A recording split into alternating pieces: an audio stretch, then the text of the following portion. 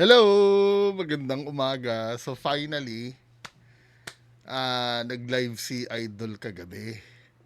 I think mga ano na rin ito, no? Mga hating gabi na rin yata. Anong oras ba ito? 6 hours ago, as of this recording, 7 a.m. ngayon. Oo, mga ano lang, magto-12 kagabi, no? So, ito yung video. Tingnan nga natin, men. Mukhang ano na siya, no? Naka-recover na. Bumabasik bumabalik na yung bagsik ng ating dekalibre eh. 12, titignan lang natin kung may papasok pa dyan. Hindi niya talaga matiis ano. Na kung totoo siguro ano to, todo convince sa lawyer ito. I don't know kung may guidance pa ng lawyer. Kasi pag mga ganito talaga ano kailangan talaga wag ka munang hangga't hindi pa natatapos. Kaya lang, syempre, malay mo, kailangan na ng income.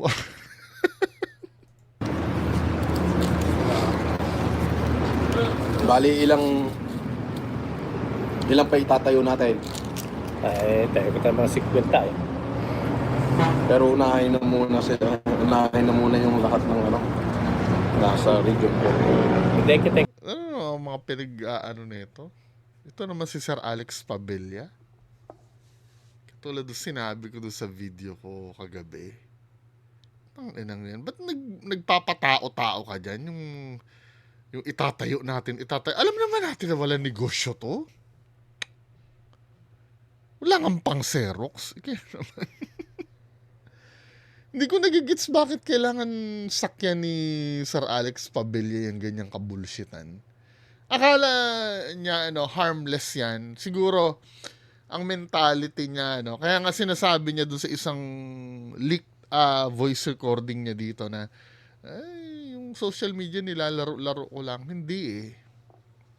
Kasama dyan yung reputation with the fact na tumatabi ka dito sa taong to na na-cancelled na yung birth certificate. 'Di ba? Na proven na hindi na yung tunay niyang pangalan tapos pa yung mga itatayo natin negosyo.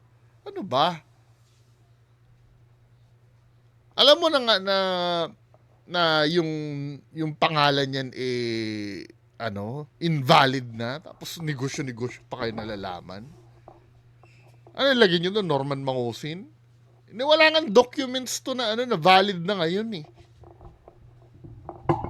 Hindi, yung passport siguro, no? Hanggang di pa nadideklarang valid ba yun. Pero alam naman natin na yung information sa passport na yun is spurious. Hindi ba naisip yung long term na ano ba?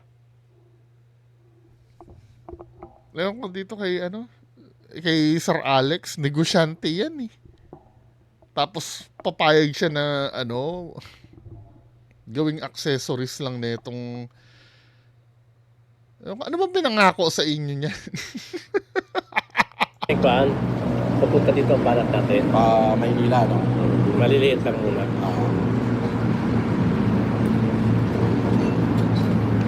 Kaya kung pumasok na. Maliliit lang muna. Ako'y miss na ng mga supporter ko. Pero syempre, muna tayo ngayon, hanap buhay, focus sa negosyo. Tama. Kaya lang kakamustahin ko lang din sila paminsan-minsan. Negosyo? As if naman na aabutan ka lang ni Sir Alex Pabella eh. Ito naman si Sir Alex Pabella, ikaw nagbibigay ng pera, ikaw pa ang bumubos dyan. Ano ba? Sa bagay, no? Sasabihin ng iba, ano man pakialam mo, trip mo? Hindi trip nila. Bahala sila.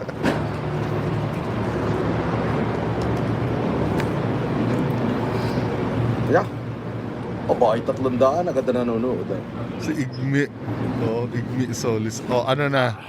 Dito ka. Punta din sa likod mo. Dito ka sa likod ka. Karume, dito ka. Magandang gabi po mga idol. Bati-bati lang. Junior!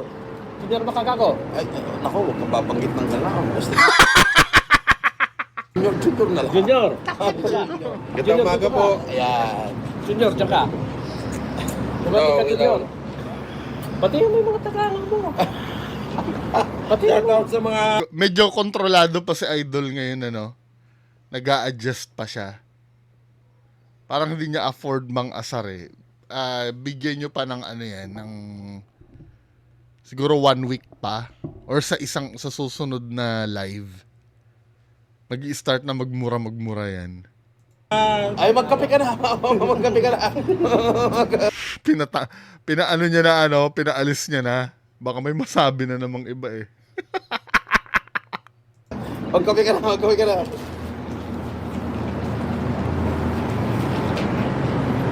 Shout out sa mga kaibigan namin na nanonood dyan. Magandang gabi sa inyo. Ay, sa mga taga Benavista, shoutout sa inyo dyan. Lahat. At syempre, mga taga Mugpog. Ano yung kinainan natin kanina sa ano? Bawak sa buwak. Buwak. Oo, sa buwak. Oo, yung ano yung ano yung pangalan ng kinainan natin? Yung masarap. Oo, Kasama si Australiana. sa Kwan, sa Balar Restaurant. Balar. Oo, shoutout sa Balar. Oo. Madam, shout out sa iyo. May ano ng Balar. Shoutout sa Balar. Balar, yung sa Balar, yung mga yan. Naku, mukhang may taga-Australia na ano ah. Anyway, mga kababayan ko, ito yung ano nila eh. Ito yung live nila kagabi. Tingnan natin kay merong nag-a-upload ng mga clippings eh. Yung mga clippings ngayon, tingnan natin dito. Ayan na nga, nag-post na nga si Sir MG ngayon eh, no? Norman Mangusin is almost back ha. Maangas-angas na ulit, hayaan lang natin, babalik yan in full force. Gutom na. Dami kasing update niyan talaga. Hindi lang masabi sa inyo kung ano yung update na yun. 'Di ba? Ano ba yun? Kalimutan ko na. Sino ba yung nagpo-post ng hindi na kulaong yung ano niya eh.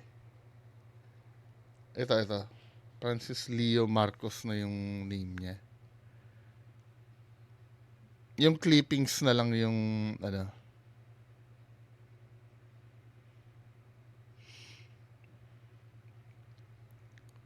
Na-miss daw kayo mga supporters.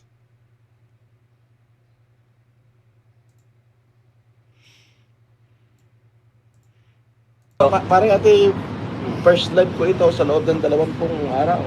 Mahigit. Namiss ka ng iyong manonood. Ito yung aking first live.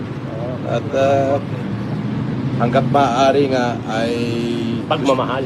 gusto ko muna Kapipot tayo. mag-focus sa ating hanap buhay. Ating hanap buhay kay Sir Alex Pabella lang yun, sir. Kapag negosyo. Kami po may mga negosyo na tayo ngayon. Pero sabi ko nga, ako yung mangungumusta na lang siguro sa aking mga supporter. Pero tandaan po ninyo, ang negosyo po ito ay gagawin namin, hindi para lang sa amin. Para kami rin po yung makapag-share ng blessing.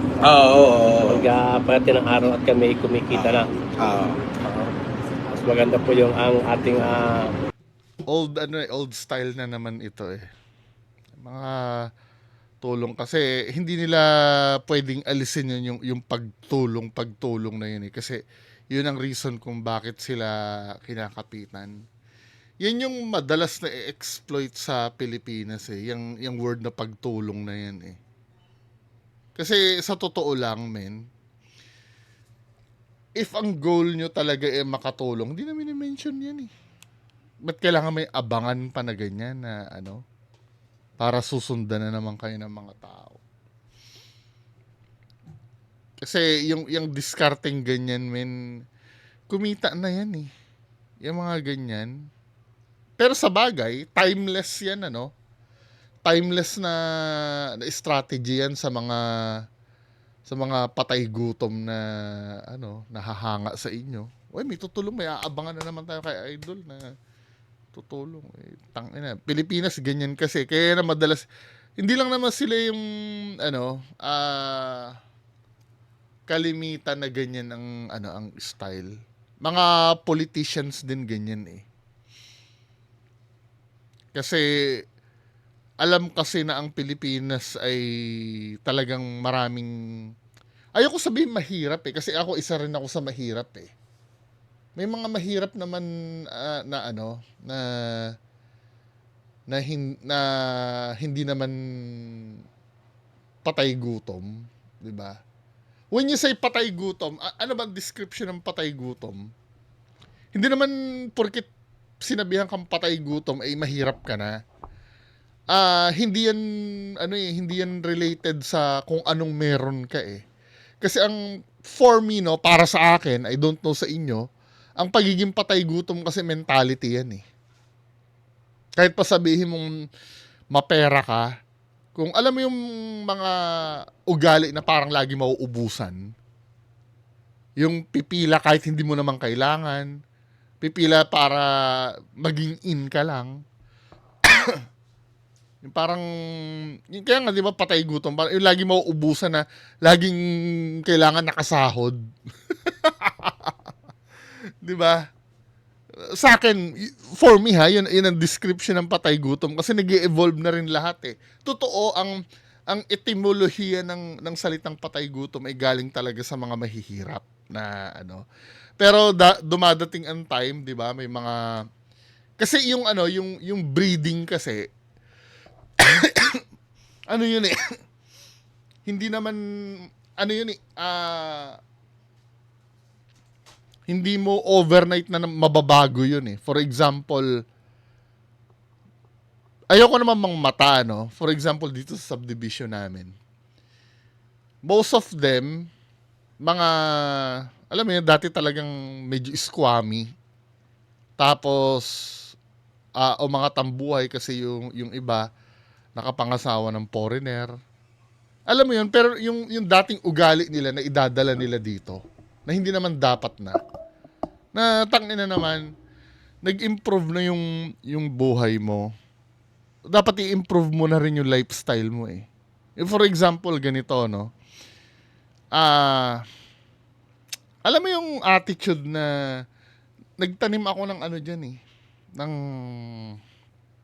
Nagtanim ako doon sa may labas namin. Nagtanim ako ng parang malunggay.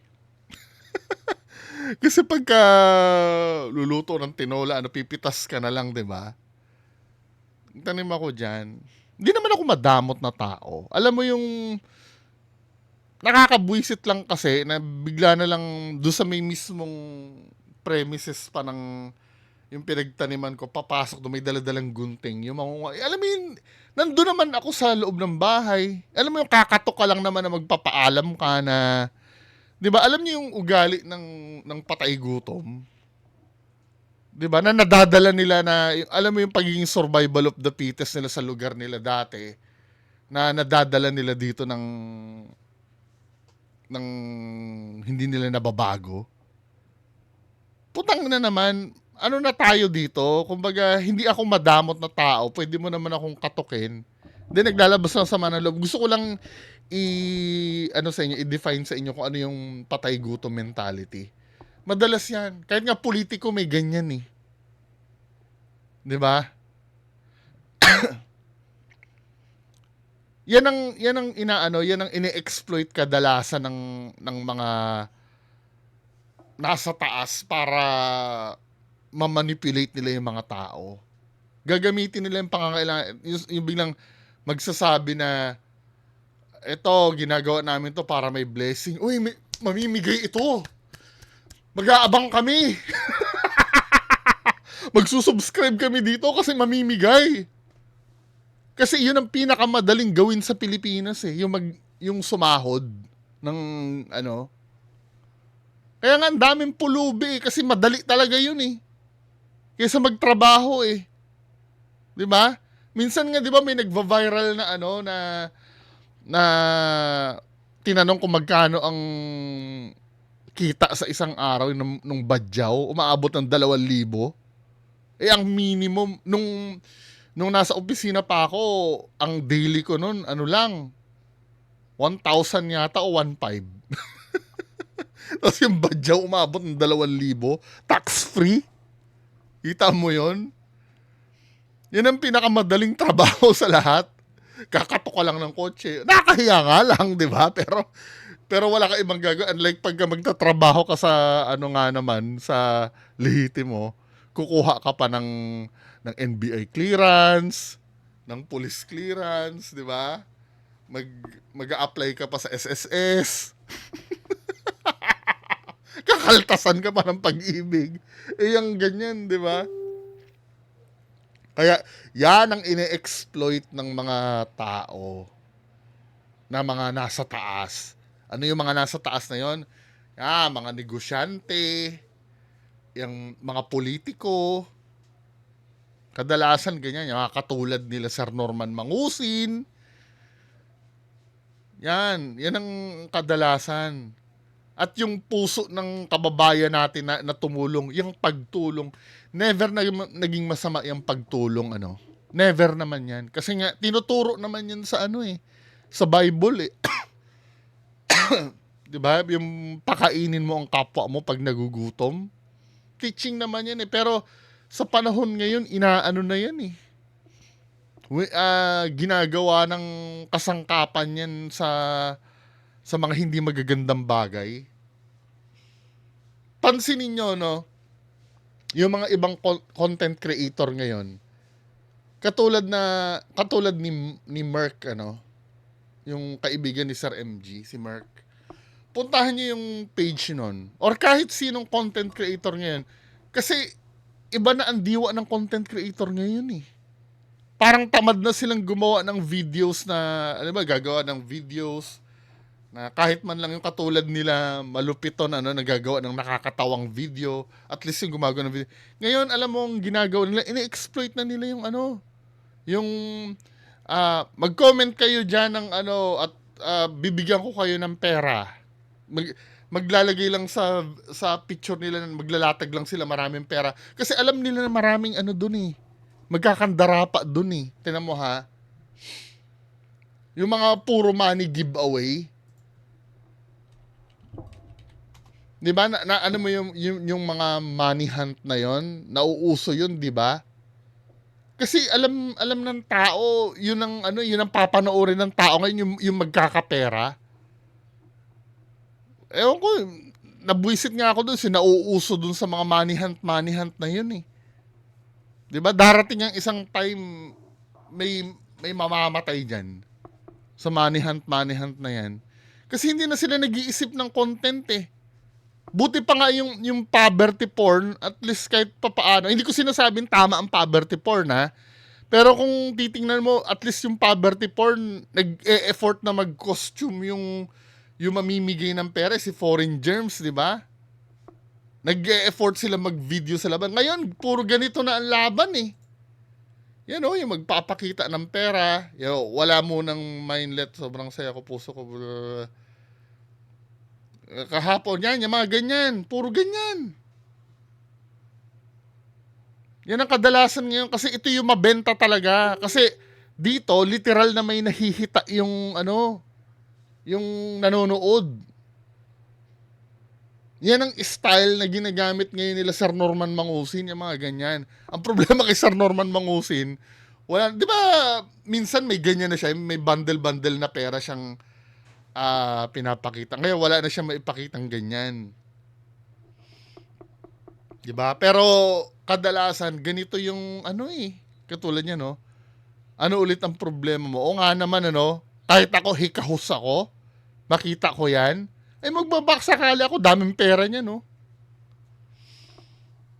Yan ngayon ang style na ina-adapt nila, nila Sir Alex Padilla na, ito, tinatay ko, may blessing kasi, mga kababayan na, ito si Idol, may blessing. Subaybayan natin. Come on. Diba? Same pa rin, eh. Kung hindi natin i-break yung yung cycle na yan, Paano nga naman i-break yan, ano? Dahil yan naman talagang gusto ng tao. Di ba?